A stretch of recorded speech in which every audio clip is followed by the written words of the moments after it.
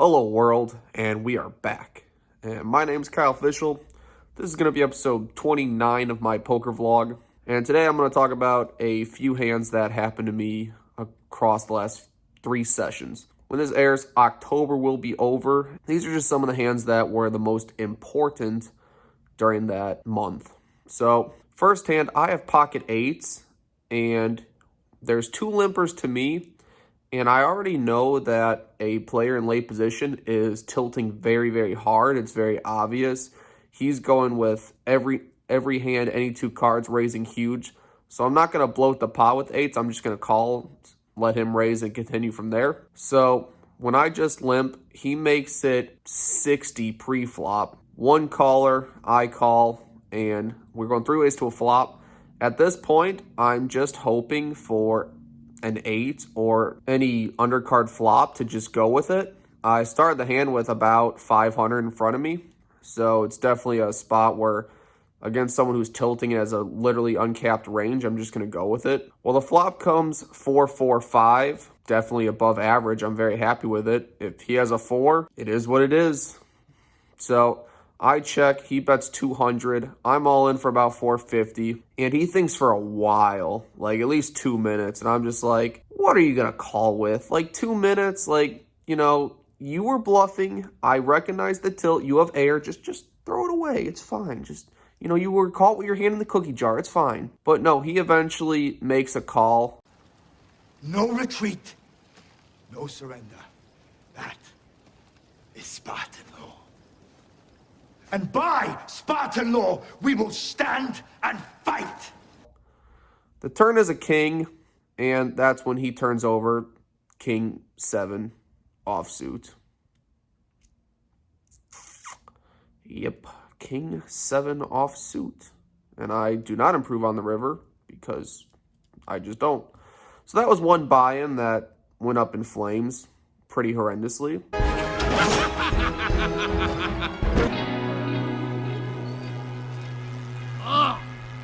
I hate that guy. The next time I went to go play, I built a stack up pretty good, made like $800, $900 pretty quickly, like an hour or two. And then I lost like $700 with aces into kings on a king high board. You're going underneath the ground tonight. And that's all there is to it. When I lost a little bit more, down to about a $500 stack again, I had ace queen of diamonds. Under the gun makes it 25. I'm in middle position with ace queen of diamonds. Because I only have like a $500 stack, I'm not gonna push the action too hard because if the flop's something I don't like, I'm gonna be pushed off it anyway. So we're just gonna call and hope for some diamonds on the flop. Well, the button has other ideas. The button makes it 65. The under the gun player just calls. For me, it's a very easy call. Now, the button in this hand is a very, for lack of a better word, straightforward player. They don't have a whole lot of bluffs in their range. They're pretty competent. They know what they're doing, but so they're a little bit tighter than average, but they're not super tight. So I pretty much need a favorable flop to continue. Otherwise, I'm just going to leave. Well, the window card is a 2 of diamonds. I'm already pretty happy. I'm saying just 1 more diamond, and I can go with it. And then 6 of diamonds, ace of hearts. That is the flop of dreams. So it checks to me. I check. The button goes all in for about 350. The under the gun player thinks for a while before just calling. And I'm never folding here. I think some of the time I'm up against ace king from the button player. A decent amount of the time it's just going to be ace king and I'm going to need a diamond. But for the off chance that there's an ace, 2 worse aces, you know, maybe ace jack and a flush draw, there's a chance I'm ahead, but I think I need a flush to win this. But either way, I'm all in. Under the gun player calls for about $100 more.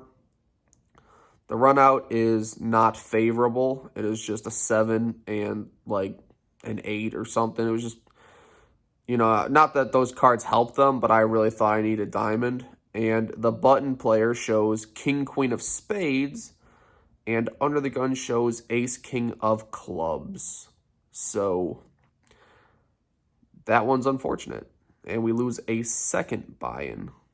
not going well. Next session I went to, so I did 3 sessions across October. It starts off pretty good, and 2 hands that worked out pretty well that I want to talk about was, with 2 limpers to me, I am on the button with pocket 5s.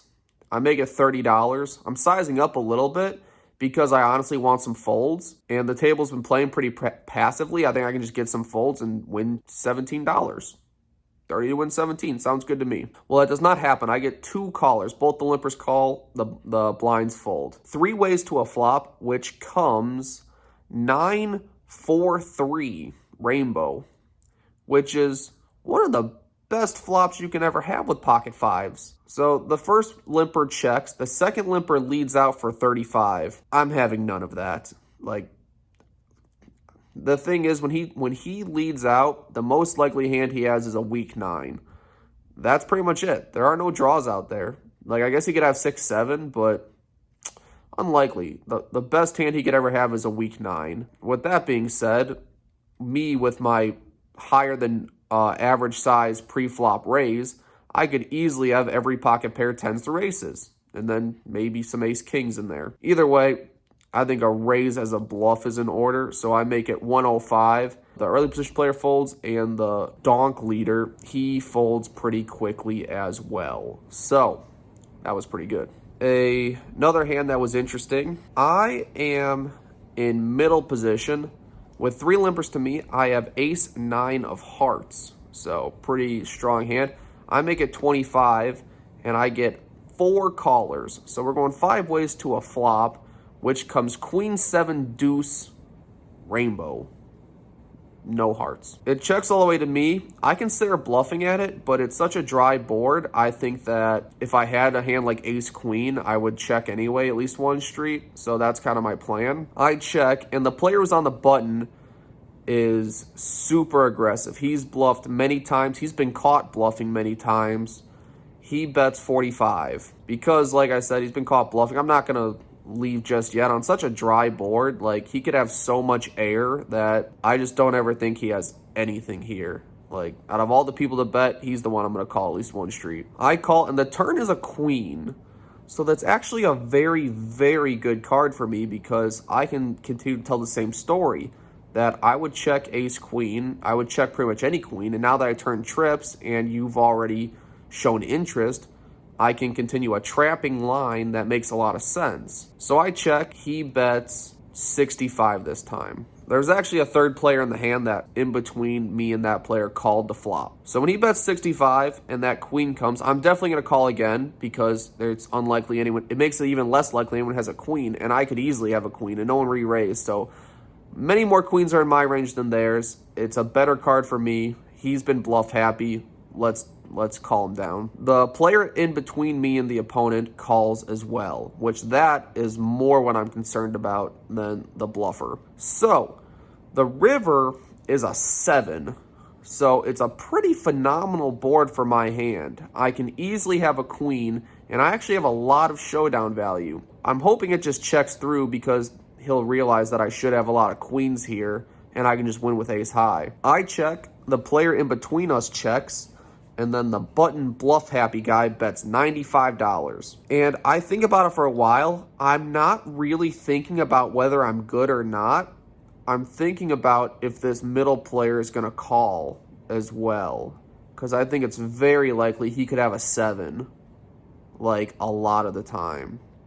So I'm kind of worried that a 7 that called once, called when, you know, he had the same thought process, a queen is unlikely, and then makes a full house, is just kind of committed. But he seemed pretty tight, and I decided that if he had a 7, he wouldn't call it against 2 players. So I think the button's bluffing. The middle player's gonna not be able to call against 2 players because one of us is so likely to have a queen. And I'm just going to call, and I think ace high is good here. So I call, I stare down the player in between the two of us because he's better than me. I need him to fold. And he thinks for a bit, but he eventually does fold.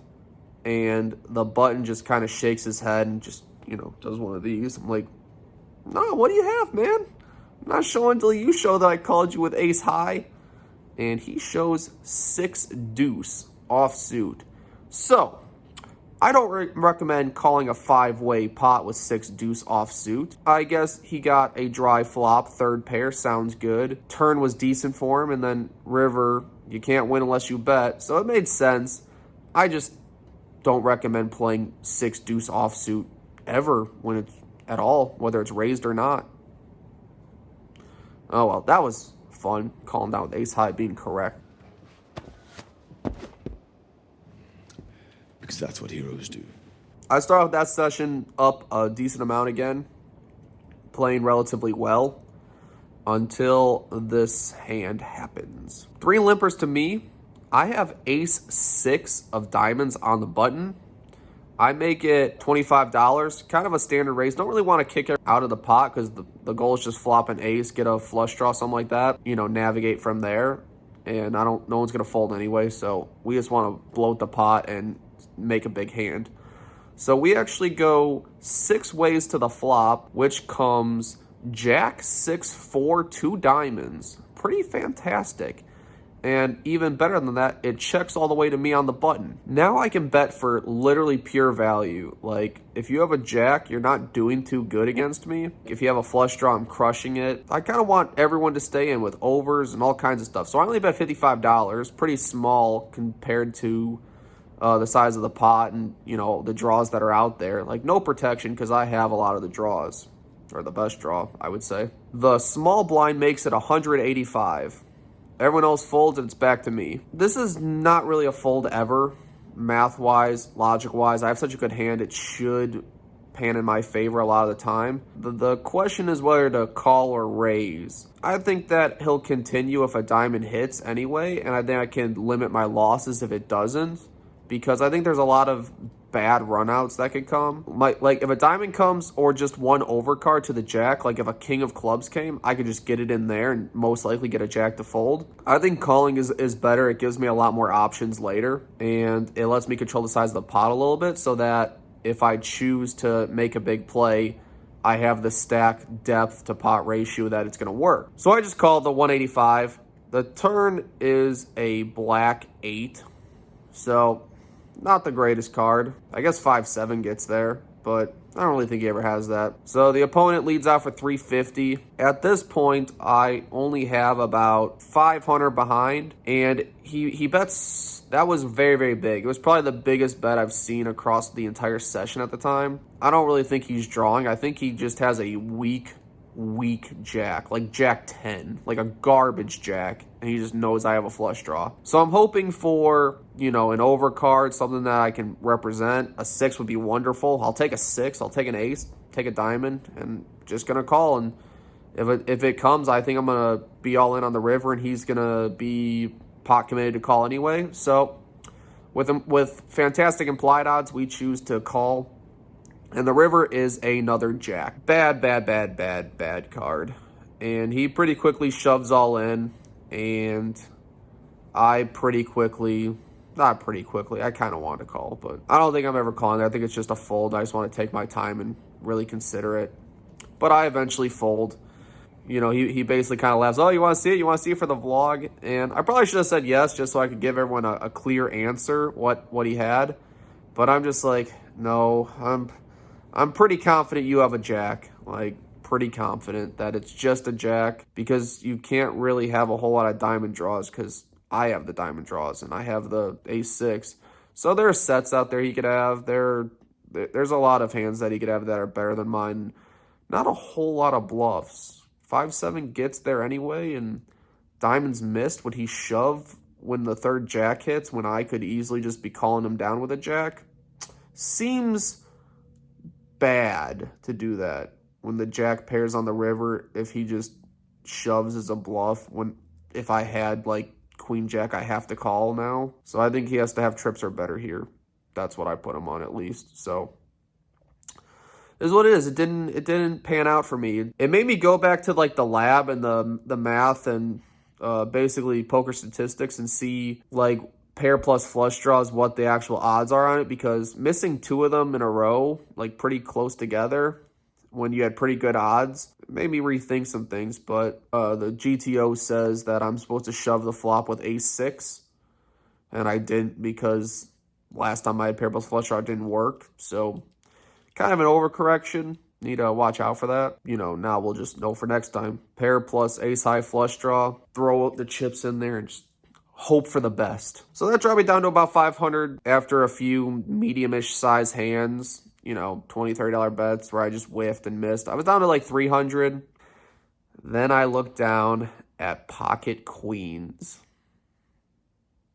$300 pocket queens. Well, I've lost so much more than $300 with pocket queens. $300 is easy. I make it $25 from pretty early position. There are 4 callers, and the button makes it $125. The button is probably one of the better players, if not the best player at the table at the time. Definitely top 3. He makes it $125, and because this player is very, very balanced, like, he could easily have as weak as ace-jack, ace-10 here. He doesn't have to have aces or kings or a strong hand. Either way, when it's only $300 and I have pocket queens and the pot's already $225, yeah, we're going to just go with this one and hope he doesn't have aces or kings. So I shove all in. Everyone else folds, and he looks at me and says, hey, you want to flip for the vlog and show everyone? And I'm like, sure, you know, sounds good to me. And he has ace-king, so feel pretty good about it. Flop is jack 8-9, which is actually a pretty good flop. I can close to ice it if I, you know, turn that 10. Turn is a blank, river is a king, and we have no more money. In terms of money, we have no money. We are doomed. So, what have we learned? October sucks. So we are down 3K in October. I know. I have fired up my resume. All the big hands kind of went the other way.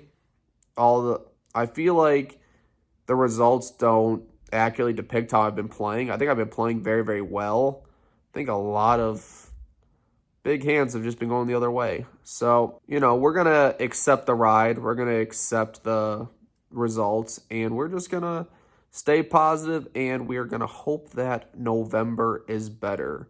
On a side note, if you've watched for this long, thank you. I am going to get back to a more regular recording and posting schedule in about 5 weeks. I have 5 weeks left of my master's degree. And when that's done, I can spend a lot more time in the lab and editing and making fun, interesting videos for the world. So if you like it, subscribe. Thank you.